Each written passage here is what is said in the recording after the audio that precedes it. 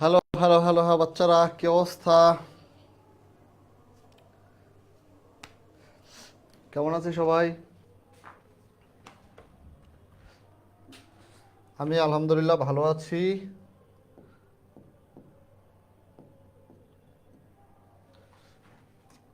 সবাই দ্রুত তোমাদের আত্মীয় স্বজনদেরকে মেনশন করে দাও। পাশের বাসার আন্টি আঙ্কেল সবাইকে মেনশন করে ক্লাসে নিয়ে আসো। ওদের চোখে আঙুল দিয়ে দেখিয়ে দাও যে তোমরা মোবাইলে শুধু বিলকি জিলকি করো না, মোবাইলে তোমরা পড়াশোনাও করো। ঠিক আছে? ওদেরকে চোখে আঙুল দিয়ে দেখিয়ে দাও।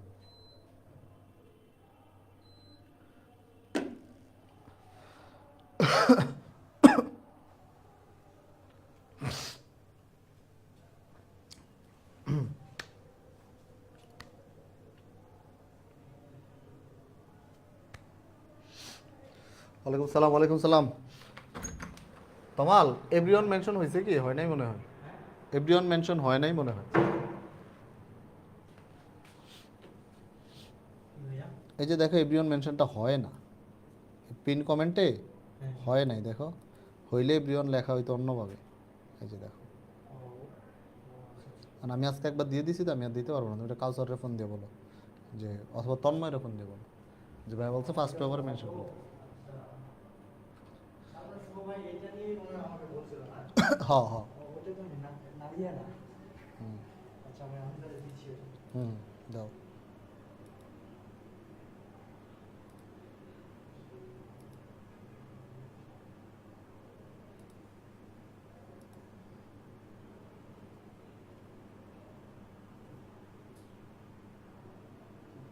হয়েছে হয়েছে তন্ময়, হয়েছে, আমি করে দিচ্ছি।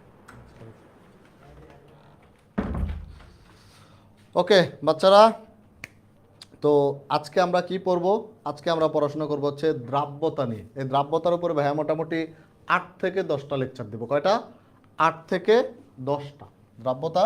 এই দ্রাব্যতার উপর আমরা কয়টা পড়ব টোটাল? আমরা পড়ব হচ্ছে 8 থেকে 10টা লেকচার পড়ব। এই 8 থেকে 10টা লেকচার আমরা কি কি করব? আমরা দ্রাব্যতার যত বিলকি জিলকি আছে সব বিলকি জিলকি পড়ার পরে দ্রাব্যতা থেকে বোর্ডে যত ম্যাথ আসছে আমরা বোর্ড ম্যাথ করব। তারপরে আমরা ভার্সিটিতে যেসব ম্যাথ আসে, মানে হচ্ছে ভার্সিটি অ্যাডমিশন টেস্টে যেসব ম্যাথ আসে ওইগুলা করব। তারপরে আমরা ইঞ্জিনিয়ারিং অ্যাডমিশনে যেসব ম্যাথ আসে ওইগুলা করব। ঠিক আছে? তার মানে আমরা ক্লাসগুলা এমনভাবে করব যেন যেন আমরা কি করতে পারি, আমরা যেন এই আলাদাভাবে আমাদের কোশ্চেন সলভ করার দরকার নেই। আমাদের এই টপিকের মধ্যে ধরো আজকে আমি পড়াইলাম দ্রাব্যতার গুণাঙ্ক, তো আমি হচ্ছে এমন স্টাইলে পড়াবো, প্রথমে দ্রাব্যতার গুণাঙ্ক কি আমরা ব্যাখ্যা করব। ব্যাখ্যা করার পর বিগত বছরে বিভিন্ন বোর্ডে দ্রাব্যতার গুণাঙ্ক থেকে কি ম্যাথ আসছে ওইটা আমরা সলভ করব।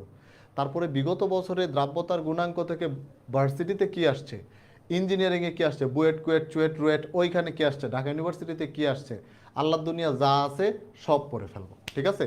তার মানে এই লেকচার শুধুমাত্র তোমার মানে ইন্টারমিডিয়েট লাইফের লেকচার না, এই লেকচার তোমার ইহকাল পরকালের যে কোনো জায়গার পরীক্ষার জন্য তোমার লেকচার, মনে থাকবে? তো এইভাবে যে কটা লেকচার আমি নিতেছি, তোরা কেউ আমারে ভাই ডাকতেছিস, কেউ চাচ্চু ডাকতেছিস, দু একটা শয়তানের হাড্ডি চাচ্চু ব্রো লিখতেছিস, তোদের খবর আছে। তো যে যাই বলিস, তোর চাচ্চুর নোট হোক, ভাইয়ের নোট হোক, যার নোটই হোক, এই নোটটা 8-10টা ক্লাসের নোটটা করবি, একদম পাক্কা কম্প্যাক্ট একটা প্রিপারেশন হবে দ্রাব্যতার জন্য, ঠিক আছে? তো আর দেরি না করি, আজকে যেহেতু মেডিকেল ম্যাথ করাবেন না, ওই বোর্ড ভার্সিটি আর কি বলে ইঞ্জিনিয়ারিং করার পর মেডিকেল ম্যাথ দেখার পর তুই হাট, তুই মনে কর একটা ম্যাথ তোর সামনে এসে বললো আমি তো মেডিকেল আসছি, হাট, সময় আছে নাকি? দেখবি অটোমেটিক্যালি এটা মুখস্থ বলে দিবি, তুই ম্যাথ দেখে অ্যান্সার বলে দিবি, প্যারা নেওয়ার দরকার নেই, ঠিক আছে? ওকে, তো যাই হোক, আমরা দেরি না করি, আজকে যেহেতু তোদের সাথে আমার দ্রাব্যতার প্রথম ক্লাস, এর আগে একটা দুইটা বিলকি জিলকি ক্লাস নিয়েছিলাম আমরা ওই যে ইসের বিবিসি, তাই না? তো প্রথম যেহেতু ক্লাস, আজকে ছোট্ট একটা ক্লাস নিব, ছোট্ট ক্লাসে ছোট ছোট কিছু ধারণা দিব যে দ্রাব্যতার এইটা কি, ওইটা কি, এটা কি, এইসব। এরপরে কালকে অর্থাৎ নেক্সট ক্লাস থেকে আসল খেলা শুরু হবে, ঠিক আছে? ওকে, তাহলে শুরুতে আমরা শুরু করি। প্রথমেই দ্রাব্যতা বোঝার জন্য আমাদের দুই একটা ছোট ছোট জিনিস বুঝতে হবে। সেটা কি? সেটা হচ্ছে প্রথমত হচ্ছে দ্রবণ কি, দ্রব কি, আর হচ্ছে দ্রাবক কি। এই তিনটা ছোট ছোট জিনিস কি কি বললাম ভাইয়া? দ্রবণ কি, দ্রাবক কি, দ্রব কি, ঠিক আছে? দ্রবণ কি, দ্রাবক কি, দ্রব কি। আচ্ছা, তো আসো, দ্রবণ আমরা কি লিখতে পারি? এইখানে ছোটবেলায় একটা জিনিস আমরা পড়ছি কিনা জানি না, ধরো ব্যাপারটা এরকম, দ্রব যোগ দ্রাবক ইকুয়াল টু কি হয়? দ্রবণ। সিম্পল একটা জিনিস, যদি মনে করো তুমি একটা দ্রাবক নিলা, ধরো তোমার শরবত খাইতে মন চাইছে, কি খাইতে? শরবত খাইতে। তো শরবত কি দিয়ে বানায়? পানির মধ্যে লবণ দিয়ে বানায়, তাই না? বা চিনি দিয়ে বানায়, যে যেটা খাইতে চাও। তুমি কি করলে? একটু পানি নিলা, এই পানি নিলা, তার মধ্যে কি দিলা? লবণ ঢেলে দিলা। পানি নিলা, লবণ ঢেলে দিলা, গোলায় ফেললা, বা চিনি ঢেলে দিলা, গোলায় ফেললা, কি হয়ে গেল? শরবত। এই যে শরবতটা, এটা কি? এটা হচ্ছে দ্রবণ। শরবতটা কি? শরবত হচ্ছে দ্রবণ। এখানে পানিটা কি? পানি হচ্ছে দ্রাবক। আর লবণটা কি? লবণ হচ্ছে দ্রব। পানিটা দ্রাবক, লবণটা দ্রব, ঠিক আছে? তো এই দ্রবণ গঠনের ক্ষেত্রে আমরা একটা জিনিস মাথায় রাখবো, সেটা হচ্ছে আমাদের এই দ্রাবক আর দ্রবণ, এই দুইটা দ্রাবক আর দ্রবণ, এই দুইটার ভৌত অবস্থা একই হবে। এই দুইটার ভৌত অবস্থা একই হবে। যেমন শরবতে, শরবতের দ্রাবককে, শরবতের দ্রাবক হচ্ছে পানি, পানি দ্রাবককে পানি, তাই না? তো দ্রাবক পানি, আবার শরবতটাও কি? পানি। তাহলে এইখানে দ্রাবকটা, শরবতের দ্রাবকটা হচ্ছে লিকুইড, পানি কি লিকুইড না? আবার আমরা যে শরবতটা খাই, শরবতটা দ্রবণটা, দ্রবণটাও কি লিকুইড? তাহলে এই দ্রবণ আর দ্রাবক, এই দুইটার ভৌত অবস্থা কি? একই রকম হবে। দ্রাবক যদি আমার গ্যাস হয়, দ্রবণ কি হবে? গ্যাস। দ্রাবক যদি আমার তরল হয়, দ্রবণ কি হবে? তরল। দ্রাবক যদি আমার কঠিন হয়, দ্রবণ কি হবে? কঠিন। ক্লিয়ার? ক্লিয়ার? তার মানে আমরা একটা জিনিস এইখানে মাথায় রাখবো, যে দ্রাবক আর দ্রবণের ভৌত অবস্থা কি? সেম। তার মানে দ্রাবক যদি আমার গ্যাস হয়, গ্যাস, তো দ্রবণ কি হবে? দ্রবণ হবে গ্যাস। দ্রাবক যদি আমার তরল হয়, তরল হয়, দ্রবণ হবে কি? তরল। দ্রাবক যদি আমার কঠিন হয়, কঠিন হয়, দ্রবণও কি হবে? কঠিন। তাহলে এবার বলো, দ্রাবক যদি আমার বিলকি জিলকি হয়, দ্রবণ কি হবে? বিলকি জিলকি হবে। ক্লিয়ার? আর এই যে ওস্তাদ দ্রব, দ্রব, তার ভৌত অবস্থা সেম হওয়া জরুরি না। সে যা তা হইতে পারে, সে গ্যাসও হইতে পারে, সে তরলও হইতে পারে, সে কঠিনও হইতে পারে। যেমন তুমি যখন শরবতটা খাবা, শরবতে তোমার দ্রাবককে পানি, পানি কি? লিকুইড, তাই না? তরল। এই তরলের মধ্যে তুমি দিলা চিনি, চিনি কি তরল? গ্যাস না। চিনি কি? চিনি হচ্ছে কঠিন। আর যদি তোমার মনে হইতো যে না ভাইয়া দ্রব আমাদের একদম সেম হইতে হবে, তাহলে কি নেওয়া লাগতো? তরল নেওয়া লাগতো। দ্রাবক তরল, তরলের মধ্যে তরল নিতে হইতো, কিন্তু তুমি দিয়েছো কি? চিনি। চিনি দিয়ে তো খাইছো, খাইছো না? তো তুমি যেটা খাইছো সেটা তুমি বানাইছো, তো স্বীকার করতে দোষ কোথায়? কোনো দোষ নাই। তাহলে এই দ্রবটা যা তা হইতে পারে, যা তা হইতে পারে, সেটা কঠিনও হইতে পারে, তরল হইতে পারে, গ্যাসও হইতে পারে, অর্থাৎ যাদের ভৌত অবস্থা পরিবর্তিত হবে। ঠিক আছে? তাহলে এই হচ্ছে আমার দ্রবণের প্রাথমিক ধারণা। ওকে, এবার আসো দ্রব। দ্রবক এটা অলরেডি কিন্তু আমরা বলে ফেলছি, কে দ্রব কে দ্রাবক বলে ফেলছি, তাই না? যেমন আমরা যখন শরবত বানাবো, শরবতের মধ্যে যে চিনিটা দিব, চিনিটা কি? দ্রব। যার ভিতরে অ্যাড করব, যোগ করব, সে হচ্ছে দ্রাবক। আর যাকে যোগ করব, যাকে যোগ করব সে হচ্ছে দ্রব। ঠিক আছে? এখন তোমরা আমাকে বলো যে পানি, তুমি যখন 1 গ্লাস শরবত খাবা, পানির পরিমাণ বেশি থাকে না চিনির পরিমাণ বেশি থাকে? দেখি তোমরা শরবত বানানো কত এক্সপার্ট, কি পরিমাণ বেশি থাকবে? পানির পরিমাণ বেশি থাকবে না চিনির পরিমাণ বেশি থাকবে? অবশ্যই চিনির পরিমাণ বেশি থাকবে, তাই না? নাকি? পানির পরিমাণ বেশি থাকবে। তাহলে পানিকে, পানি হচ্ছে দ্রাবক, আর চিনিকে, চিনি হচ্ছে দ্রব। তাহলে দ্রবকে, দ্রব হচ্ছে নর্মালি পরিমাণে কম থাকে, যে নর্মালি, নর্মালি পরিমাণে কম থাকে, পরিমাণে কম থাকে। ঠিক আছে? আর দ্রাবককে, দ্রাবক হচ্ছে নর্মালি পরিমাণে বেশি থাকে, নর্মালি পরিমাণে বেশি থাকে, পরিমাণে বেশি থাকে। ঠিক আছে? এখন ভৌত অবস্থার কথা যদি বলি, ভৌত অবস্থার কথা যদি বলি তাহলে কি হবে? দেখো, দ্রবটা কি? দ্রব, কিন্তু মেইন যেই দ্রবণটা, সেই দ্রবণটা হয়ে গেছে কি? তরল। তাহলে দ্রবের ভৌত অবস্থা পরিবর্তন হয়েছে কি হয় নাই? পরিবর্তন হয়েছে। তাহলে দ্রবের ভৌত অবস্থা পরিবর্তন হইতে পারে, দ্রবের ভৌত অবস্থা, ভৌত অবস্থার পরিবর্তন, পরিবর্তন হতে পারে, ভৌত অবস্থা পরিবর্তন হতে পারে। কিন্তু দ্রাবক, দ্রাবকের ভৌত অবস্থা আর দ্রবণের ভৌত অবস্থা কি? সেম হইতে হবে। যেখানে বলে দিছি দ্রাবকের ভৌত অবস্থা, দ্রবণের ভৌত অবস্থা কি? ভৌত অবস্থা একই হবে, একই। তাহলে দ্রাবকের ক্ষেত্রে আমরা কি লিখব? যে দ্রাবক এবং দ্রবণের ভৌত অবস্থা সেম। দ্রাবক এবং দ্রবণের ভৌত অবস্থা একই, ভৌত অবস্থা একই। এতটুকু পর্যন্ত ক্লিয়ার? এতটুকু পর্যন্ত ক্লিয়ার? ঠিক আছে? তাহলে একটা দ্রবণের ভৌত অবস্থা কি সেটা আমরা কারে দেখে বুঝবো? সেটা আমরা দ্রাবককে দেখে বুঝবো। যেমন দ্রাবক যদি পানি হয় তাহলে আমরা বলে দিব এখানে যে দ্রবণটা হবে সেই দ্রবণটা হবে তরল, তরল দ্রবণ। দ্রাবক যদি গ্যাস হয় আমরা বলবো যে এটা একটা গ্যাস দ্রবণ। দ্রাবক যদি কঠিন হয় আমরা বলবো এটা একটা কঠিন দ্রবণ। ক্লিয়ার? তাহলে দ্রাবক কেমন সেটার উপর নির্ভর করবে দ্রবণ কেমন, দ্রাবক কেমন সেটার উপর নির্ভর করবে দ্রবণ কেমন। বুঝছি সবাই? ক্লিয়ার? ওকে, ক্লিয়ার। ক্লিয়ার হইলে আমরা পরেরটাতে যাই। কারণ এইখানে আমরা কিছু উদাহরণ দেখব যে দ্রব কি হবে, দ্রাবক কি হবে, হইলে আমাদের দ্রবণটা কি হবে। হ্যাঁ, এখানে উদাহরণটা কিসের উদাহরণ? উদাহরণটা হচ্ছে দ্রবণের উদাহরণ। এই উদাহরণটা কার উদাহরণ? দ্রবণের উদাহরণ, দ্রবণের উদাহরণ। ঠিক আছে? তাহলে কি কি নিব আমরা? দ্রব নিব, দ্রাবক নিব এবং দ্রবণের উদাহরণ দেখব, দ্রবণের উদাহরণ দেখব। আচ্ছা, প্রথমটা কি বলছে?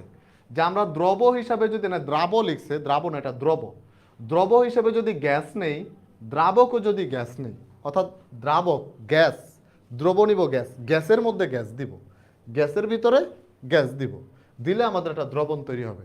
এমন একটা উদাহরণ চিন্তা করো তো, যে গ্যাসের ভিতরে গ্যাস, কি কি এমন একটা উদাহরণ যে যেটা গ্যাসের ভিতরে গ্যাস? সেটা হচ্ছে, দেখো আমরা যে বায়ু আছে না আমাদের, বাতাস, বাতাস, বাতাস, এই বাতাসটাই তো এটার একটা উদাহরণ। উদাহরণ কি? বায়ু, বায়ু। বায়ুতে কি আছে? 78% নাইট্রোজেন, সাথে কি আছে? 21% অক্সিজেন। তাহলে এটা কি নাইট্রোজেনের মধ্যে অক্সিজেন দিলাম আমরা, তাই না? এই জিনিসটাকে একটা মিক্সচার না? বায়ুকে একটা মিক্সচার, তাই তো? ম্যাক্সিমাম হচ্ছে নাইট্রোজেন প্লাস অক্সিজেন, আরও অনেক কিছু আছে, সাথে আর্গন আছে, সাথে এইটা আছে, সেটা ছাড়া অনেক কিছু আছে, কিন্তু ম্যাক্সিমাম কোনটা? Nitrogen oxygen. তাহলে এটা একটা উদাহরণ।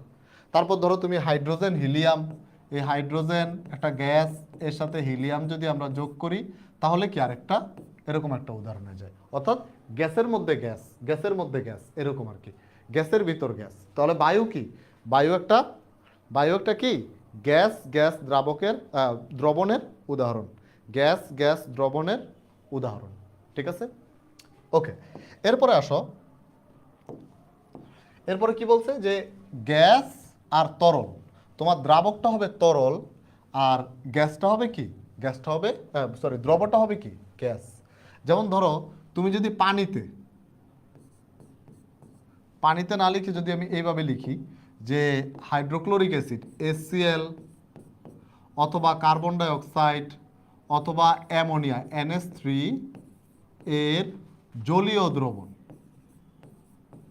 জলীয় দ্রবণ, দ্রবণ মানে তুমি যদি গ্যাসীয় হাইড্রোক্লোরিক অ্যাসিড অথবা কার্বন ডাই অক্সাইড গ্যাস অথবা অ্যামোনিয়া গ্যাস এটা পানির মধ্যে দ্রবীভূত করো, ডুবাও, তাহলে যেই দ্রবণটা তৈরি হবে সেটা হচ্ছে আমার এই গ্যাস দ্রব এবং তরল দ্রাবকের দ্রবণ। তোমরা যারা কোকা কোলা খাও, এখন তো বয়কট কোকা কোলা, মোজো খাও, হ্যাঁ, বা যে কোনো সফট ড্রিঙ্কস খাও, তুমি দেখবে এটার মুখটা খুললেই করে একটা আওয়াজ হয়, তাই না? একটু ঝাঁকানি দিয়ে খুললেই দেখবে, খুলে একদম বের হয়ে যাবে, তোমার মোটামুটি মুখটুক ভরায় ফেলবে। তাহলে এই যে করে আওয়াজটা, এটা কি? এটা হচ্ছে এই যে পানিটার মধ্যে, তরল পানিটার মধ্যে কার্বন ডাই অক্সাইড ডুবানো থাকে, দ্রবীভূত করে রাখে উচ্চ চাপে, একটা চাপ দিয়ে দ্রবীভূত করে রাখে। এই যে দ্রবণটা, এই দ্রবণের মধ্যে কি আছে? পানি আছে, তার মধ্যে কার্বন ডাই অক্সাইডকে দ্রবীভূত রাখা যায়। তো পানি কি? তরল, কার্বন ডাই অক্সাইড কি? গ্যাস। তাহলে এইটা হচ্ছে এই তরল দ্রব, গ্যাস দ্রব এবং তরল দ্রাবকের একটা উদাহরণ। ঠিক আছে, বুঝতে পারছো? একদম বাস্তব উদাহরণ। ক্লিয়ার? ওকে। হ্যাঁ, কার্বনিক অ্যাসিড, এই তো বুঝছো, কার্বনিক অ্যাসিড। আচ্ছা, এরপর হচ্ছে গ্যাস, দ্রব আর কঠিন দ্রাবক। কঠিন দ্রাবক সেটা হচ্ছে তোমরা যখন তড়িৎ বিশ্লেষণ পড়বা, তোমরা এই পড়ছো না, এই যে তোমাদের 9-10-এ তড়িৎ বিশ্লেষণের একটা চ্যাপ্টার আছে, তড়িৎ রসায়ন। সেখানে তোমরা যে সোডিয়াম ক্লোরাইডের তড়িৎ বিশ্লেষণ পড়ানোর কথা, 9-10-এ পড়ানোর কথা, আমি জানি না, আমি তো বাচ্চাদের পড়াই না, আমি খুব বেশি বাচ্চাদের সম্পর্কে আইডিয়া নাই। তো ওইখানে একটা জিনিস আছে যে ক্যাথোডে কি উৎপন্ন হয়, অ্যানোডে কি উৎপন্ন হয়, প্লাটিনাম ক্যাথোডে হাইড্রোজেন গ্যাস উৎপন্ন হয়, ক্যাথোডে হাইড্রোজেন গ্যাস জমা হয়, অ্যানোডে অক্সিজেন জমা হয় বা ক্লোরিন জমা হয়, এরকম কিছু বিক্রিয়া ছিল তড়িৎ বিশ্লেষণের। আমি জানি না তোমরা পড়ে আসছো কিনা, না পড়লে ইন্টারমিডিয়েটে আবার আমরা পড়াবো, প্যারা নাই। তো সেটা কীরকম? সেটা হচ্ছে ধরো তুমি যদি এই হাইড্রোজেন গ্যাস, এই হাইড্রোজেন গ্যাস তুমি যদি প্লাটিনাম তারের মধ্যে জমা করো, হাইড্রোজেন গ্যাস প্লাটিনাম তারে জমা করো, তাহলে এই হাইড্রোজেন গ্যাস কঠিন প্লাটিনামের মধ্যে জমা হয়ে গেছে। মনে করো এটা একটা প্লাটিনাম তার, এখানে চারপাশে হাইড্রোজেন গ্যাস জমা হইলো, চারপাশে হাইড্রোজেন গ্যাস জমা হইলো। এই যে দ্রবণটা, এটার এই প্লাটিনাম তারটা হচ্ছে দ্রাবক, আর এই হাইড্রোজেন গ্যাসটা কি? হাইড্রোজেন গ্যাসটা হচ্ছে দ্রব। ক্লিয়ার? ওকে। এরপর হচ্ছে তরল আর গ্যাস, যে আমার দ্রাবকটা হচ্ছে গ্যাস আর দ্রবণটা কি? দ্রবণটা হচ্ছে তরল, এই দ্রবটা হচ্ছে তরল। এটা কোনটা? এটা হচ্ছে আমাদের যে জলীয় বাষ্পপূর্ণ বায়ু আছে না, জলীয় বাষ্পপূর্ণ বায়ু। দেখ এইটা কেমন একটু বুঝায় দেই।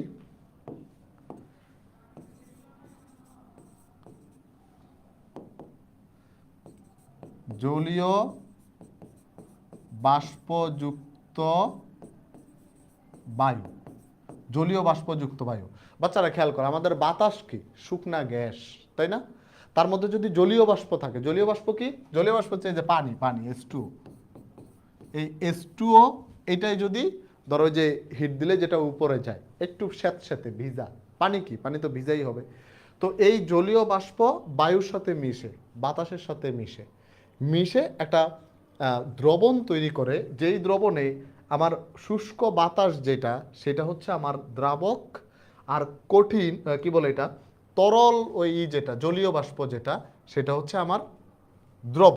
এই দুইটা মিক্স হইলে যে জলীয় বাষ্পযুক্ত বায়ু, এটা হচ্ছে আমার দ্রবণের উদাহরণ। ওই যে বাতাসে জলীয় বাষ্পের পরিমাণ বেশি হইলে পরে কি হয়, ঝড় বৃষ্টি হয় না? ওই ঝড় বৃষ্টিটা আসে কোথা থেকে? বাতাসটা ভিজতে থাকে, ভিজতে ভিজতে ভিজতে ভিজতে এক সময় বৃষ্টি হয় গিয়ে। ঠিক আছে? ওকে, এরপরে আসি তরল তরল। তরল তরল হইলে একদম সহজ সরল উদাহরণ হচ্ছে মদ। মদ আছে না মদ? ইথানল। ইথানল কি তরল? মদের মধ্যে কি দেয়? পানি। ওইটাও কি তরল? তাহলে পানি প্লাস ইথানল, এই যে H2O plus ethanol, ethanol, ethanol. হ্যাঁ, অনেকগুলো ভণ্ড আছে এতক্ষণ মনে মনে বলতেছে এতক্ষণ কিছুই বুঝলাম না, এই একটা বুঝছি মাত্র এতক্ষণে। বায়ু, নাইট্রোজেন, অক্সিজেন, কি সব মৌজোর উদাহরণ দিলেন, কোকা কোলার উদাহরণ দিলেন, হাইড্রোজেন, প্লাটিনাম, জলীয় বাষ্পযুক্ত বায়ু, বিলকি জিলকি, একটা কমন পড়লো মাত্র মদ, তাই না? ইথানল আর পানির মিক্সচার। ভণ্ডামি স্যার, এগুলো বোঝার চেষ্টা কর, জীবনে সব কিছুই লাগে। হ্যাঁ, ওকে, ওই যে লিখতেছে জি ভাইয়া, শয়তানের হাড্ডিগুলা। আচ্ছা, এরপরে আয় তরল কঠিন। তরল কঠিনটা কি ভাইয়া? তরল কঠিনের উদাহরণ হচ্ছে, এগুলো আমি একটু উদাহরণ দিয়ে যাই, এগুলো খুব বেশি ইম্পর্টেন্ট না। সেটা হচ্ছে ধর sodium amalgam, Na mercury, sodium amalgam, অথবা জিঙ্ক অ্যামালগাম, এইগুলা, এই মিক্সচারটা যেখানে সোডিয়াম হচ্ছে আমার কঠিন এবং এটা হচ্ছে দ্রাবক। এই অ্যামালগাম কি? অ্যামালগাম হচ্ছে ধাতু, কিন্তু এটা কি তরল। একমাত্র ধাতু যেটা তরল সেটা কি? অ্যামালগাম। তো আমার সোডিয়ামের মধ্যে যদি আমি অ্যামালগাম যোগ করি তাহলে যে দ্রবণটা হয় সেটা হচ্ছে তরল কঠিন মিক্সচার দ্রবণ। আবার জিঙ্ক শক্ত, অ্যামালগাম তরল। এই জিঙ্ক অ্যামালগামের যে মিক্সচারটা সেটা হচ্ছে তরল আর কঠিনের দ্রবণ। তাহলে অ্যামালগাম কি? অ্যামালগাম হচ্ছে একমাত্র কঠিন ধাতু, সরি তরল ধাতু। অ্যামালগাম একমাত্র একমাত্র তরল ধাতু, একমাত্র তরল ধাতু। ঠিক আছে? এরপর হচ্ছে কঠিন তরল। কঠিনের মধ্যে মানে তরলের মধ্যে তুমি কঠিন দিবা, এটা তো আমরা পড়ে আসছি। তরলের মধ্যে কঠিন কি? শরবত। শরবত। তুমি পানির মধ্যে চিনি দিবা বা পানির মধ্যে লবণ দিবা। পানির মধ্যে চিনি, পানির মধ্যে লবণ, পানির মধ্যে গ্লুকোজ, হ্যাঁ, যা খুশি তা তুমি ঢাইলা দাও, যে শরবত তৈরি হবে সেটাই কি আমার এটার উদাহরণ। উদাহরণ। ঠিক আছে? এরপর হচ্ছে কঠিন কঠিন, ওই যে কিছু সংকর ধাতু, ছোটবেলায় তোমরা পড়ছো কিনা জানি না, সংকর ধাতু। ধরো কপার আর জিঙ্ক তুমি মিক্সচার করে দিলা, কপার প্লাস জিঙ্ক, এই যে মিক্সচারটা, এই মিক্সচারটা হয়েছে আমার কি?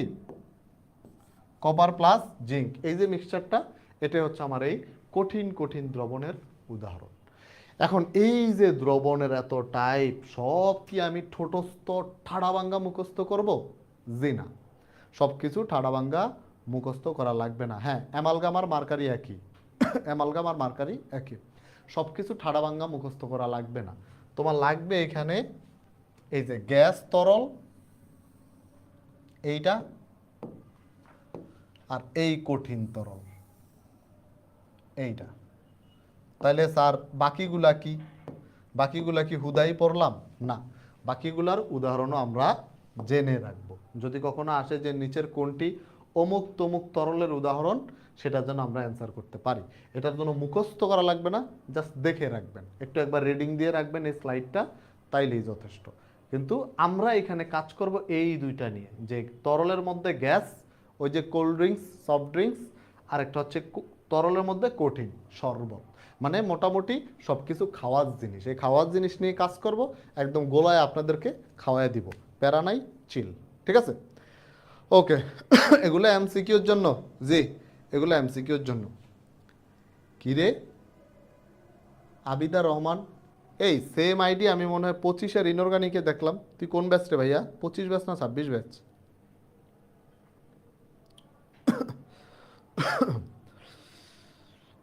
ওকে, ঠিক আছে, তাহলে এই স্লাইড গেল, আমরা পরেরটাতে যাই। এগুলা জাস্ট রিডিং দিব, জাস্ট রিডিং দিব, আর কিছুই না, জাস্ট রিডিং দিব। জলীয় বাষ্প তো গ্যাস, হ্যাঁ জলীয় বাষ্প গ্যাস, কিন্তু এটা স্যাঁতস্যাঁতে গ্যাস, ভিজা, এটা তরল অবস্থায় থাকে। ঠিক আছে? আমরা জলীয় বাষ্পটাকে এখানে কি হিসাবে কাউন্ট করছি? তরল হিসাবে কাউন্ট করছি না?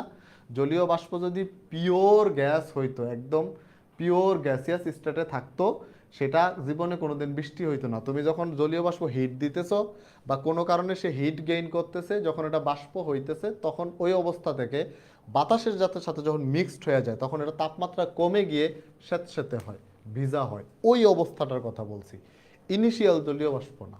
ঠিক আছে? ধরো তুমি কি করো, শরবত কি করো, পানির মধ্যে ধরো এক গ্লাস পানি, হ্যাঁ, ধরো এই যে এটা হচ্ছে, দাঁড়াও দেখাইতেছি, ধরো এই যে এটা হচ্ছে শরবত পানি, তুমি কি করলে এর মধ্যে চিনি মিশালা, মিশিয়ে খাই ফেলবা নাকি?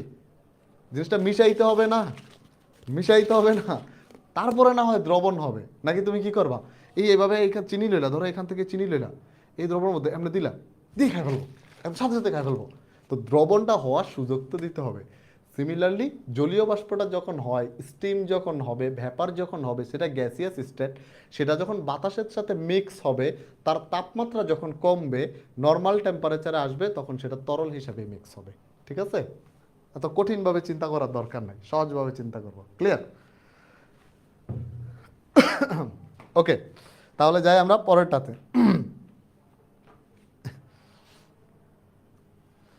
আচ্ছা, এবার হচ্ছে আমরা এই যে দ্রবণটা পড়ছি, এই দ্রবণের প্রকারভেদ কিসের উপর? ভৌত অবস্থার উপর ভিত্তি করে। কিসের উপর? ভৌত অবস্থার উপর ভিত্তি করে। এবার আমরা কি করব? এবার আমরা পড়বো হচ্ছে দ্রবের পরিমাণের উপর ভিত্তি করে। এটা মজা হবে, হ্যাঁ, দ্রবের পরিমাণের উপর ভিত্তি করে, দ্রবের পরিমাণের উপর ভিত্তি করে, এটা মজা হবে, এটা আমরা খুব দারুণভাবে শিখবো। খেয়াল করো, এই দ্রবের পরিমাণের উপর ভিত্তি করে আমার দ্রবণ তিন প্রকার। তিন প্রকার কি কি? একটা হচ্ছে সম্পৃক্ত দ্রবণ, সম্পৃক্ত দ্রবণ, হ্যাঁ, আরেকটা হচ্ছে অসম্পৃক্ত দ্রবণ। আচ্ছা, একটু এইভাবে যাই, প্রথমটা হচ্ছে অসম্পৃক্ত দ্রবণ লিখি।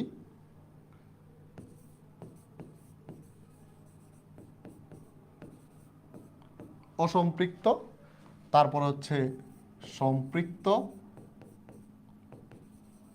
সম্পৃক্ত, এরপরেরটা হচ্ছে অতিপৃক্ত।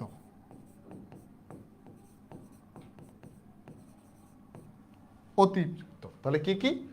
সম্পৃক্ত, অসম্পৃক্ত, অতিপৃক্ত, এই তিনটা জিনিস আমাদের জানা দরকার, তাই না?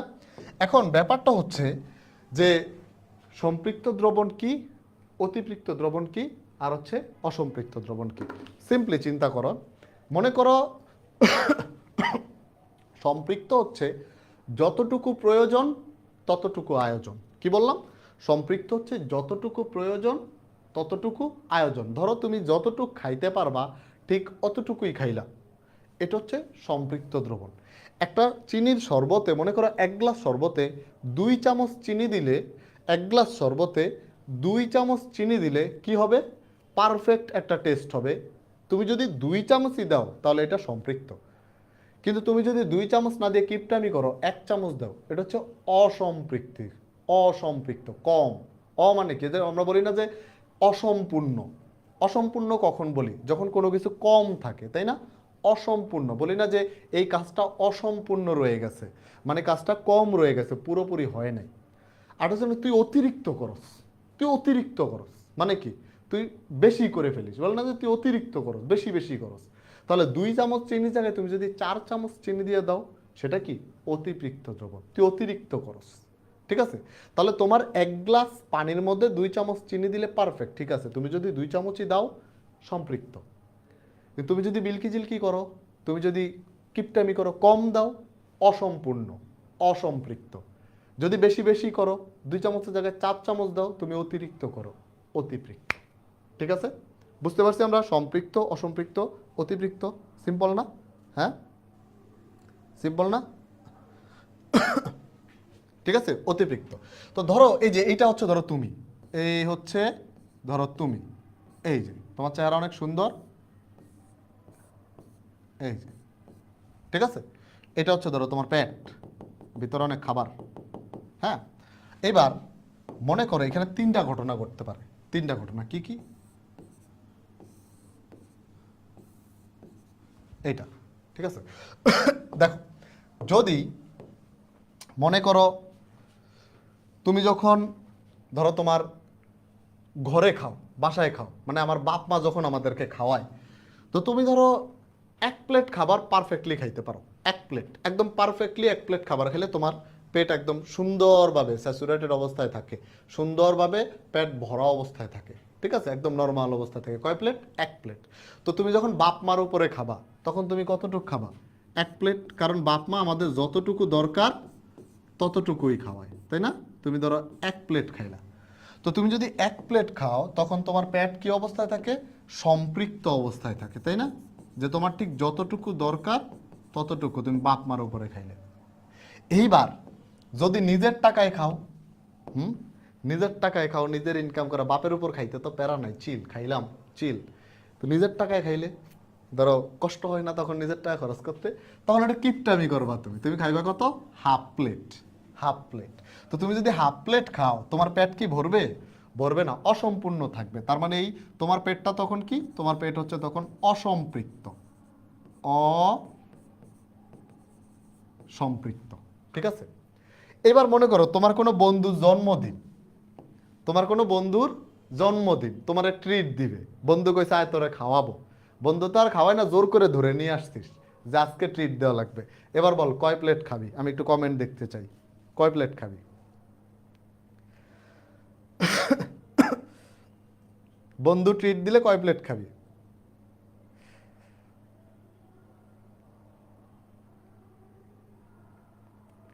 12 plate. Oh my god, 12, 5 plate, 7 plate, infinity plate. বাহ খোদা। তাইলে দেখ, এই যে তোদের কাছ থেকে আমি কমেন্টটা নিয়ে কি বুঝাইলাম, তোদের যারা বন্ধু বান্ধব কমেন্ট সেকশনে আসিস তারা দেখ, এই গরিবগুলারে কোনোদিন ট্রিট দিস না, কারণ এই ক্ষুধার্ত গরিবগুলারে ট্রিট দিলে তুই নিজেই গরিব হয়ে যাবি। ইনফিনিটি প্লেট খাওয়া, খোদা রে। তাইলে যা, তুই খাদ, তুই কয় প্লেট খাবি? তুই হচ্ছে ইনফিনিটি প্লেট খাবি। কখন? যখন তোর বন্ধু ট্রিট দিবে। তখন তোর পেটের অবস্থা কি হবে? তোর পেটের অবস্থা হবে অতিপৃক্ত, অতিপৃক্ত। ক্লিয়ার? তাহলে আমরা কি এই জিনিসটা বুঝছি যে কোনটা অসম্পৃক্ত, কোনটা সম্পৃক্ত, কোনটা অতিপৃক্ত? এই জিনিসটা আমরা বুঝছি, ঠিক আছে? এরপরেও আমি আরও একটু ব্যাখ্যা করি, কারণ ম্যাথ যেদিন আমরা করাবো, ম্যাথ যখন করাবো তখন এই জিনিসগুলাতে যাতে কোনো ধরনের কনফিউশন না ঘটে, ঠিক আছে? কোনো ধরনের কনফিউশন যেন না ঘটে। তো দেখ, খেয়াল কর, মনে কর এইটা চিন্তা কর, এইটা, এটা ধর একটা পাত্র, এইখানে কি আছে? এইখানে মনে কর যে ধর পানি আছে এখানে, এগুলো হচ্ছে ধর পানি, পানি আছে। এখন তুই কি করবি? তুই হচ্ছে এর মধ্যে সোডিয়াম ক্লোরাইড যোগ করবি। কি যোগ করবি? সোডিয়াম ক্লোরাইড যোগ করবি। এর মধ্যে সোডিয়াম ক্লোরাইড যোগ করবি, ঠিক আছে?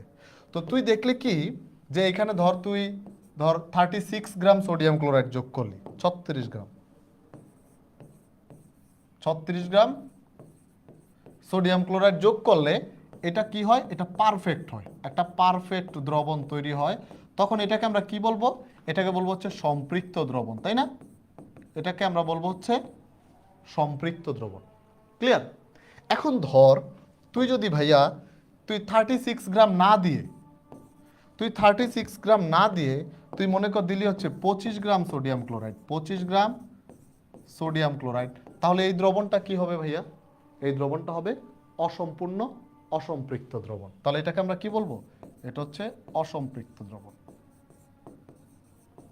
অসম্পৃক্ত দ্রবণ। ওকে? এরপরে তুই কি করলি যে না, তুই খুব বড় মনের মানুষ, তুই এখানে দিয়ে দিলি হচ্ছে ধর 100 gram sodium chloride, 100 gram sodium chloride. তাহলে এটা কি হবে? এটা হচ্ছে অতিপৃক্ত দ্রবণ, অতিপৃক্ত দ্রবণ। ক্লিয়ার? তাহলে সম্পৃক্ত, অসম্পৃক্ত, অতিপৃক্ত দ্রবণ, সম্পৃক্ত, অসম্পৃক্ত, অতিপৃক্ত দ্রবণ। হ্যাঁ, তো এই জিনিসগুলা অনেক সময় ইংরেজিতেও আসে, যেমন সম্পৃক্ত, এটাকে বলা হয় স্যাচুরেটেড, স্যাচুরেটেড সলিউশন, দ্রবণ। অতিরিক্ত যেটা এটাকে বলা হয় super saturated, super saturated, super saturated. আর অসম্পৃক্ত যেটা এটা হচ্ছে আনস্যাচুরেটেড।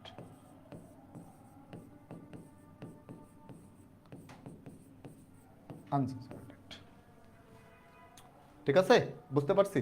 এখন একটা জিনিস আমরা সবাই একটু মাথায় রাখবো, সেটা হচ্ছে এই যে দ্রবণটা অসম্পৃক্ত, সম্পৃক্ত, অতিপৃক্ত, প্রত্যেকটা দ্রবণের কি আছে, একটা ঘনমাত্রা আছে, তাই না? এটা ধর 1 মোলার সলিউশন, যেটা ধর সম্পৃক্ত দ্রবণ ধর 1 মোলার, 1 মোলার। যেটা অসম্পৃক্ত সেটাকে আর একটু কম, 0.5 মোলার, 0.7 মোলার, 0.8 মোলার। আবার যেটা অতিপৃক্ত সেটা ধর মনে করো 1.2 মোলার, 1.3 মোলার, বললাম আর কি এমনি একটা উদাহরণ। তারপরে প্রত্যেকটা দ্রবণে কি আছে, একটা ঘনমাত্রা আছে, তাই না? একটা ঘনমাত্রা আছে। তো এইটা যদি আমরা বিশ্বাস করি, তাহলে আমাদের পরের লাইন হচ্ছে খুবই সিম্পল, যে দ্রাব্যতা জিনিসটা আসলে কি। তাহলে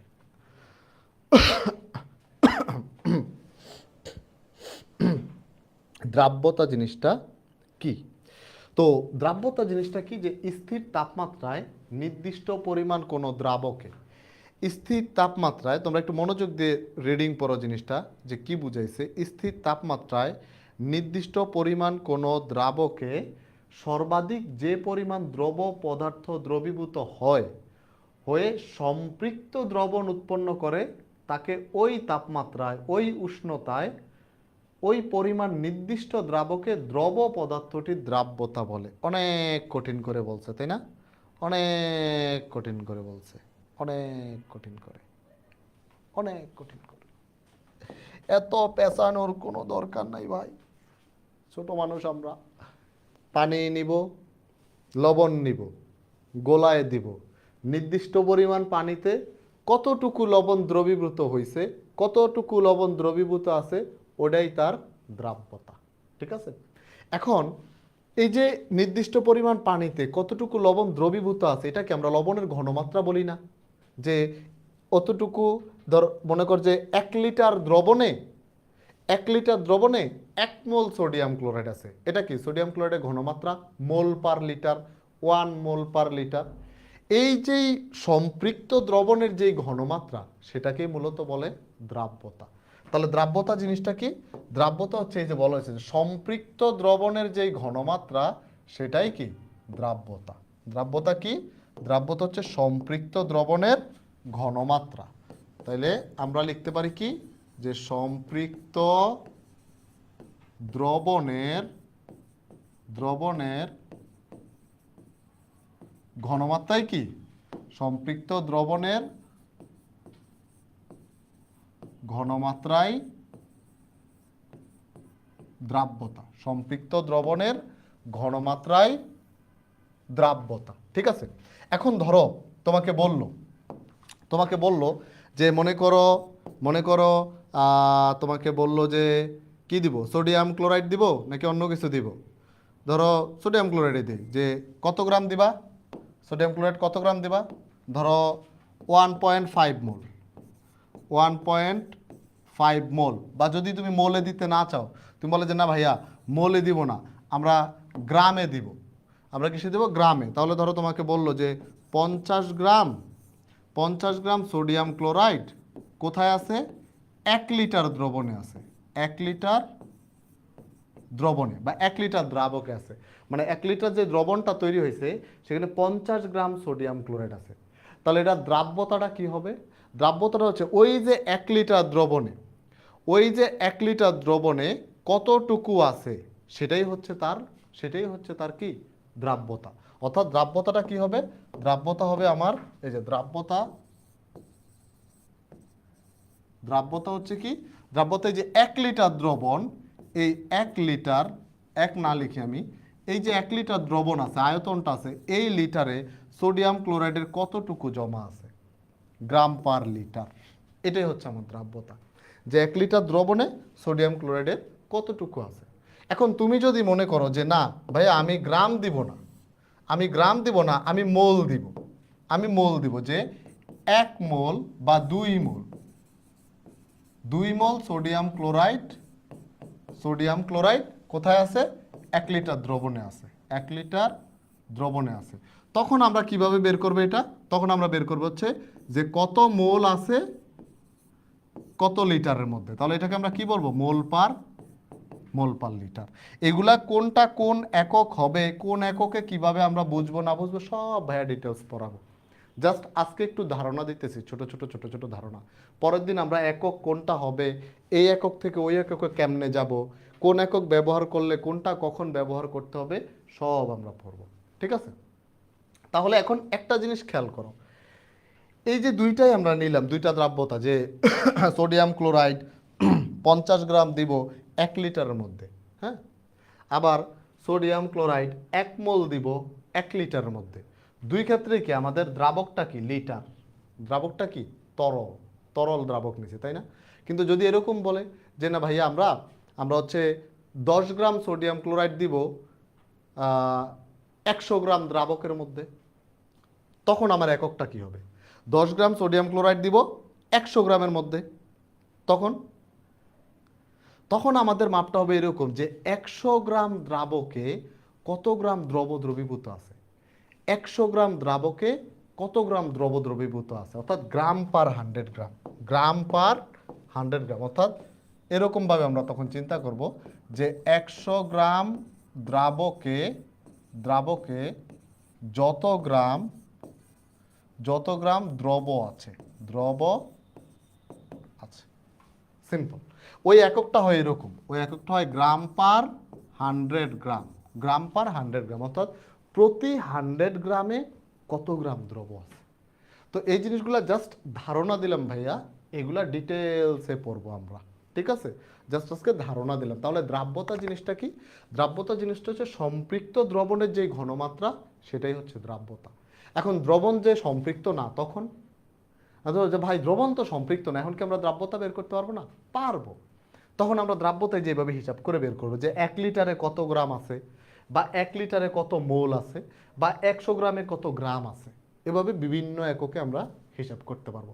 এগুলা যখন আমরা ম্যাথ করব তখন জিনিসগুলো ক্লিয়ার হয়ে যাবে। ঠিক আছে?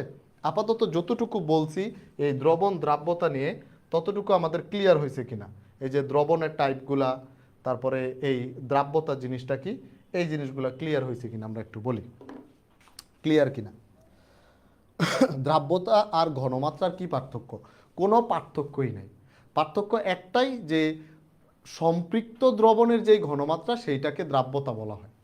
মানে সম্পৃক্ত দ্রবণ যদি হয় তাহলে ওই ঘনমাত্রাটাকে আমরা দ্রাব্যতা বলবো। ঠিক আছে? আর বাকি অসম্পৃক্ত আর অতিপৃক্ত ক্ষেত্রে আমরা দ্রাব্যতার পরিমাণটা, যেখানে কি পরিমাণ দ্রবীভূত হয়েছে সেটা ক্যালকুলেশন করব। যে এই দ্রবণে এতটুকু আছে তাহলে তার দ্রাব্যতা কত, তার দ্রাব্যতাটা আমরা ক্যালকুলেশন করব। কিন্তু দ্রাব্যতার ডেফিনেশন যেটা, ওই সম্পৃক্ত দ্রবণের যে ঘনমাত্রাটা, এটার একটু মিষ্টি করে বলে যে এটা হচ্ছে দ্রাব্যতা। আদারওয়াইজ কিছুই না, আদারওয়াইজ একই জিনিস, যে এইটুকু পানির মধ্যে কতটুকু তুমি ডুবায়া গোলায়া খাইছো, ওইটাই দ্রাব্যতা। তো ওইটাই তো আসলে ঘনমাত্রা। তো আলটিমেটলি ঘনমাত্রা যা, দ্রাব্যতা তাই। শুধু সম্পৃক্ত দ্রবণের ক্ষেত্রে ওই ঘনমাত্রাকে একটু মিষ্টি করে দ্রাব্যতা ডাকে, আদারওয়াইজ সিম্পল জিনিস, সেম জিনিস। ঠিক আছে?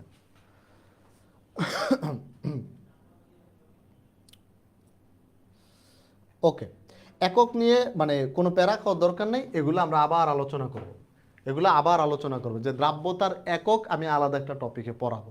এখানে জাস্ট এইটাই বুঝাইছি যে 1 লিটারে কত মোল দ্রবীভূত আছে, 1 লিটারে কত গ্রাম আছে। মনে কর তুই শরবত বানানোর সময় তুই কি চিন্তা করস যে 1 গ্লাসে কয় চামচ দিলাম।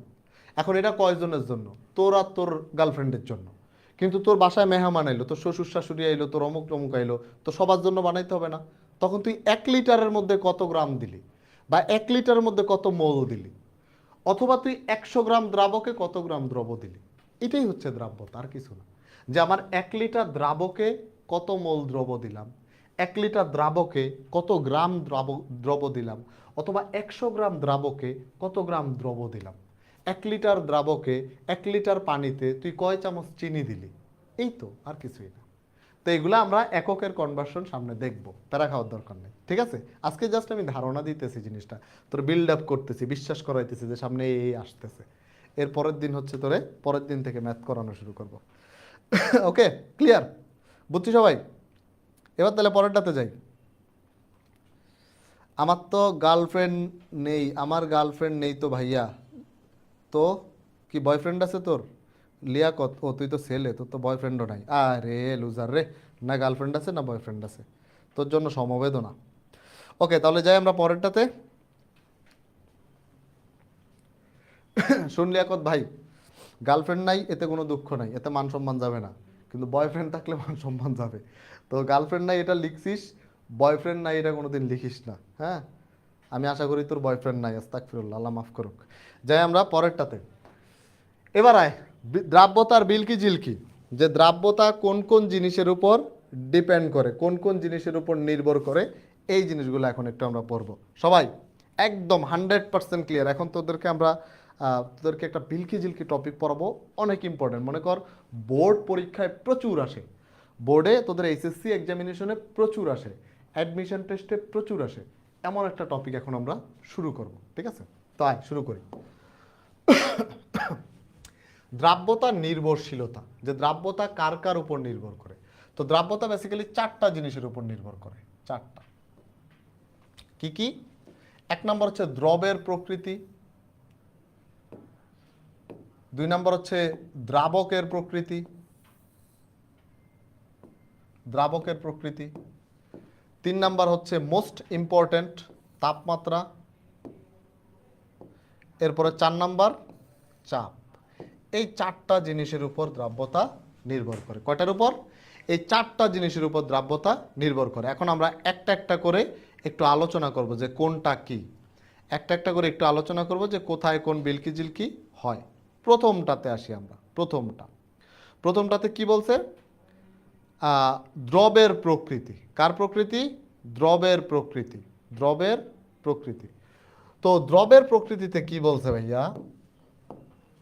যে তুমি দেখবা, ধরো একটা নির্দিষ্ট পরিমাণ পানিতে নির্দিষ্ট তাপমাত্রায় তুমি দুইটা যৌগ নিলে দুইটার দ্রাব্যতা একই রকম হবে না। যেমন ধরো তুমি একই তাপমাত্রায়, হ্যাঁ, সেম টেম্পারেচারে, একই তাপমাত্রায় তুমি ধরো পটাশিয়াম আয়োডাইড নিলা আর হচ্ছে সোডিয়াম ক্লোরাইড নিলা। কি কি নিলা? পটাশিয়াম আয়োডাইড নিলা আর সোডিয়াম কি নিলা? ক্লোরাইড নিলা। নিয়ে তুমি হচ্ছে এই দুইটাই 1 লিটার দ্রবণের মধ্যে দিলা, 1 লিটার পানির মধ্যে দিলা, 1 লিটার পানির মধ্যে দিলা। দিলে যেটা দেখবা যে এইখানে এই 1 লিটার পানির মধ্যে পটাশিয়াম আয়োডাইড প্রায় 1500 গ্রাম দ্রবীভূত হয়, যেখানে সোডিয়াম ক্লোরাইড দ্রবীভূত হয় 363 গ্রাম। 363 গ্রাম। এগুলা মুখস্থ করার দরকার নেই। এই যে এটা 1500 গ্রাম, এটা 363 গ্রাম, মুখস্থ করার দরকার নেই। এটা ভাইয়া উদাহরণ হিসাবে লিখছি কেন? তোমাকে বোঝানোর জন্য যে দ্রবের প্রকৃতির উপরও, এই দ্রবের প্রকৃতির উপরও কি নির্ভর করে? দ্রাব্যতা নির্ভর করে। সবাই একই পরিমাণ মানে দ্রবীভূত হবে না। তুমি পটাশিয়াম আয়োডাইড নিলা, তুমি হচ্ছে পানি নিলা, সোডিয়াম ক্লোরাইড নিলা, 1 লিটার পানির মধ্যে ডুবাইলা, ডুবে বললো যে না দুইটাই সমানভাবে দ্রবীভূত হয়, তোমার মামার বাড়ির আবদাত্ত, তুমি বলবা দুইটাই দ্রবীভূত হয়ে যাবে। কে কতটুক ডিপেন্ড করবে, এটা দ্রবীভূত হবে, এটা ডিপেন্ড করতেছে কার মলিকুলার ওয়েট কত, কার বন্ডিং কেমন, কে কোন ধরনের বন্ডিংয়ে আছে, কে পানির সাথে তার নেচার কীরকম, এনার অনেক কিছু, কার হাইড্রেশন এনথালপি কত, তার ল্যাটিস এনথালপি কত, অনেক কিছু আছে। তো তুমি চাইলেই সেটা হবে না, ঠিক আছে?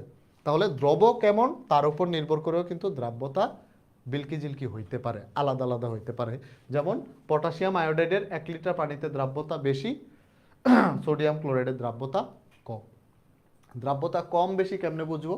যে বেশি দ্রবীভূত হবে তার দ্রাব্যতা বেশি, যে কম দ্রবীভূত হবে তার দ্রাব্যতা কম। আই রিপিট, যে বেশি দ্রবীভূত হবে তার দ্রাব্যতা বেশি, যে কম দ্রবীভূত হবে তার দ্রাব্যতা কম, ঠিক আছে?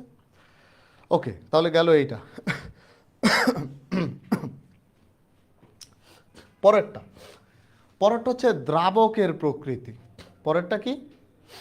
পরেরটা হচ্ছে দ্রাবকের প্রকৃতি। দ্রাবকের প্রকৃতি কি ভাই? একটা লাইন আছে এই যে এরকম, like dissolves like, like dissolves like. এটা কি? এটার মানে হচ্ছে পোলার দ্রব পোলার দ্রাবকে দ্রবীভূত, অপোলার দ্রাবক অপোলার দ্রাবক, অপোলার দ্রব অপোলার দ্রাবকে দ্রবীভূত। কি বলছি লিখে দিই। পোলার দ্রব পোলার দ্রব পোলার দ্রাবকে দ্রবীভূত।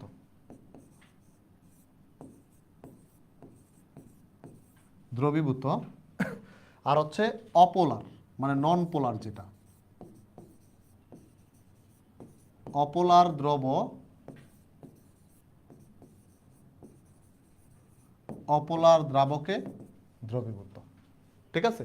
যেমন তুমি ধরো মনে করো যে কি নিলা, তুমি হচ্ছে সোডিয়াম ক্লোরাইড নিলা, sodium chloride sodium chloride sodium chloride. এই সোডিয়াম ক্লোরাইড নিয়ে তুমি যদি পানিতে দাও, সোডিয়াম ক্লোরাইড কি পোলার নাকি অপোলার? পোলার অপোলার কি বুঝি আমরা? পোল মানে কি? পোল মানে হচ্ছে মেরু। পোল মানে মেরু, দুইটা মেরু পজিটিভ নেগেটিভ। পৃথিবীর মেরু পড়ছো না, উত্তর মেরু দক্ষিণ মেরু, তো পজিটিভ নেগেটিভ দুইটা মেরু মানে হচ্ছে প্লাস মাইনাস। তাহলে পোলার যারা, যাদের মধ্যে প্লাস মাইনাস তৈরি হইতে পারে সেটা হচ্ছে পোলার, আর যাদের মধ্যে প্লাস মাইনাস তৈরি হতে পারে না সেটা হচ্ছে অপোলার। ঠিক আছে? প্লাস মাইনাস তৈরি হলে পোলার, প্লাস মাইনাস তৈরি না হলে অপোলার। তাহলে এখন খেয়াল করো, সোডিয়াম ক্লোরাইড হচ্ছে পোলার, পানীয় পোলার, তাহলে এর মধ্যে কি হবে? সুন্দর মতো দ্রবীভূত হয়ে যাবে। এখন তুমি যদি মনে করো নাও বেনজিন, সোডিয়াম ক্লোরাইড, এই সোডিয়াম ক্লোরাইড তুমি দিলে হচ্ছে বেনজিনের মধ্যে, বেনজিন বেনজিন। এখন সোডিয়াম ক্লোরাইড হচ্ছে পোলার, বেনজিন হচ্ছে অপোলার। এইবার কিন্তু আর ওই আগের মতো দ্রবীভূত হবে না। ঠিক আছে? এখন বেনজিনের মধ্যে তুমি যদি এই সোডিয়াম ক্লোরাইড না দিয়ে একটা জৈব যৌগ দাও, তখন দেখবা আবার টুক করে তারা মিশে গেছে। তার মানে কি? তার মানে হচ্ছে যেই যৌগটার নেচার যেই রকম, তার দ্রাবকটার নেচারও হইতে হবে এইরকম। বুঝাতে পারছি? মানে ধর এটা তো একটা মিক্সচার, একটা দ্রবণ, একটা সম্পর্ক। এই সম্পর্ক হইতে হলে মনের মিল থাকতে হবে না?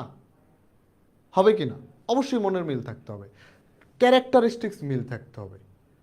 ক্যারেক্টারিস্টিক্স মনে কর তুই একদম মনে কর সাধু একটা ভালো মানুষ, ভালো মেন্টালিটির মানুষ, খুবই মনে কর নরম সরম স্বাভাবিক সুন্দর মানুষ, তোর লগে মনে কর যে একটা বিলকি জিলকি মানুষের প্রেম হয়ে গেল, হবে? হবে না। মনে কর তোর সকালে ধরে পিটাইতেছে, দুপুরে ধরে পিটাইতেছে, একটা মেয়ের হাতে তুই মাইর খাইতেছিস সকাল সন্ধ্যা, এই সম্পর্ক টিকবে?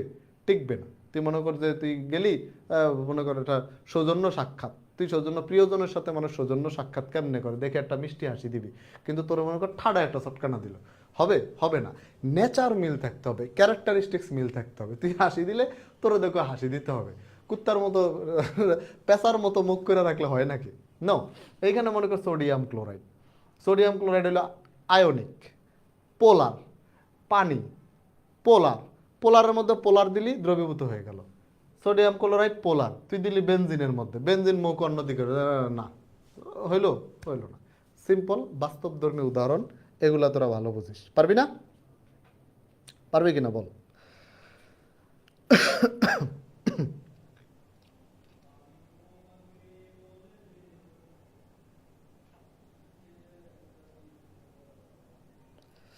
তাহলে চিনি তো অপোলার হয়ে পানিতে দ্রবীভূত হয়। নাইস, তুই বলে দিছিস, তুই না বললে আমি বলতাম।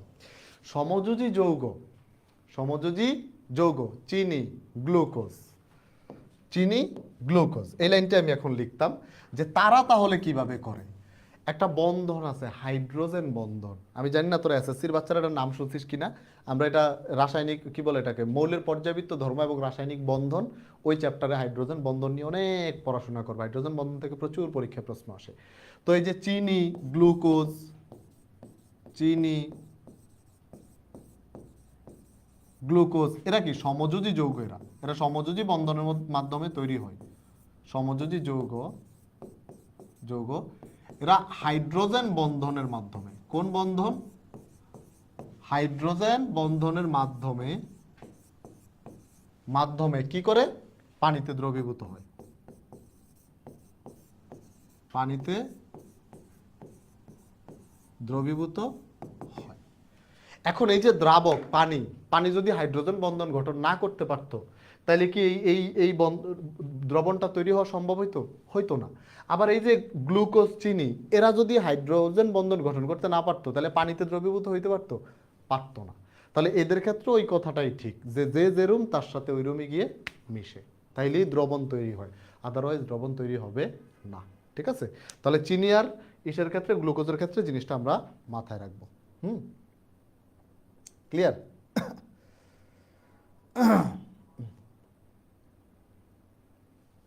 ওকে। তো এরপরে কে আছে? এরপরে হচ্ছে তাপমাত্রা আর চাপ। আজকে যেহেতু একটা সম্পূর্ণ নতুন টপিক, এটার প্রথম দিনই আমি আর বেশি প্রেসার দিব না তোদেরকে, জাস্ট যা বলছি অতটুকুই হচ্ছে আজকের জন্য যথেষ্ট। আমরা কি কি বলছি একটু বলে নেই। এই জিনিসগুলা ভালো করে রিডিং দিয়ে মাথায় সেট করবি, কারণ তোর উপর দিয়ে আগামী ক্লাস থেকে বুলডোজার যাবে। আগামী ক্লাসে বহুত বিলকি জিলকি করে ম্যাথ ট্যাথ করা শুরু করব, তো তখন যাতে প্রেশার না লাগে এজন্য আজকে যা পড়াইছি এগুলো ভালো করে সুন্দর করে নোট করবি, নিজের মাথায় গাঁথবি, মনের মধ্যে গেঁথে রেখে ঠোঁটস্থ করে নেক্সট ক্লাসে বসবি। তাহলে দেখবে একদম এক ক্লাসেই 100 কপ হবে। তো কি পড়ছি? দ্রবণ পড়লাম, দ্রব পড়লাম, দ্রাবক পড়লাম, তারপরে আমরা এই দ্রবণের প্রকারভেদ পড়লাম বহুত অবস্থার উপর ভিত্তি করে। তারপরে আমরা হচ্ছে দ্রবণের প্রকারভেদ দেখলাম পরিমাণের উপর ভিত্তি করে, যেখানে আমরা সম্পৃক্ত, অসম্পৃক্ত এবং অতিপৃক্তর বিলকি জিলকি দেখলাম। এবং এরপরে আমরা দ্রাব্যতা জিনিসটা টুকিটাকি একটু আলোচনা করলাম হালকা। এরপরে দ্রাব্যতা কি কি জিনিসের উপর নির্ভর করে এই 4টা জিনিস আমরা জানলাম। তার মধ্যে প্রথম 2টা নিয়ে আমরা ডিসকাস করলাম। সব থেকে বড় যেটা যেটা গ্রাফ, সেটা হচ্ছে তাপমাত্রা। এটার আজকে আমি শুরু করব না, কারণ অলরেডি নতুন একটা টপিক তোদের মাথায় ইনপুট দিছি। এটা সেট হোক, সেট হইলে বুলডোজার দেব। ঠিক আছে? যখন তুই মনে কর একটা কাদা মাটি দিয়ে একটা মাঠ ভরাইলি, তার উপর যদি তুই মনে করো যে এই দেশ রোলার দেশ, তাহলে দেখবি যে ওই কাদা রোলারের চাকার সাথেই মিশে যাবে। তো মাটিটাকে বসতে হবে, তারপরে রোলার দিতে হবে। তো টপিকটা তোমার মাথায় ঢুকাইছি, এটা বসুক। এরপরে ইনশাল্লাহ নেক্সট ক্লাস থেকে আমরা রোলার চালাবো। তো আজকে এ পর্যন্তই থাকুক। তোরা সবাই ভালো থাকিস, সুস্থ থাকিস। নেক্সট ক্লাসে আবার এই আজকে কী বার? রবিবার। এই রবি, মঙ্গল, বৃহস্পতি 8টায় আমাদের দেখা হবে। ঠিক আছে? দ্রাব্যতার উপর 8 থেকে 10টা ক্লাস নিব আমরা, এবং এই ক্লাসগুলো করলে ইনশাল্লাহ দ্রাব্যতা 100 হয়ে যাবে। তো ঠিক আছে। ভাইয়া, ইউটিউব থেকে আপনার মৌলে পর্যাবৃত্ত ধর্মের প্লেলিস্ট করলে কি academic two admission full cover হবে? হ্যাঁ, হবে। তুই প্লেলিস্টটা কমপ্লিট করে আমাকে মেসেজ দিস, দিলে আমি হচ্ছে আরও 2টা ক্লাস তোকে সাজেস্ট করে দেবো কোশ্চেন সলভের। এটাকে জান্নাতুল মাওয়ার আইসাম। হ্যাঁ, তো আমি একটা কোশ্চেন করে দিব, কি বলে এটাকে, এই কোশ্চেন সলভের ক্লাস সাজেস্ট করে দিব, তাইলেই হয়ে যাবে। আর যদি তারা না থাকে তাহলে আমরা তো এই কোর্সে পড়াবোই, এত প্যারার কি আছে। যদি তারা থাকে তাহলে এটা করে ফেলতে পারিস, সমস্যা নেই। ওকে, তাহলে ঠিক আছে বাচ্চারা, ভালো থাকিস, সুস্থ থাকিস। আবার নেক্সট ক্লাসে দেখা হচ্ছে ইনশাল্লাহ। হ্যাঁ ভাইয়া, এই ক্লাস লেকচারের সাথে কি বইও পড়বো? না, দরকার নেই। আগে দ্রাব্যতা আমার 8 থেকে 10টা লেকচার শেষ কর, এরপর বই তুই লিখবি। আই প্রমিস, কথা দিলাম। ঠিক আছে? বই তুই লিখবি। আল্লাহ হাফেজ।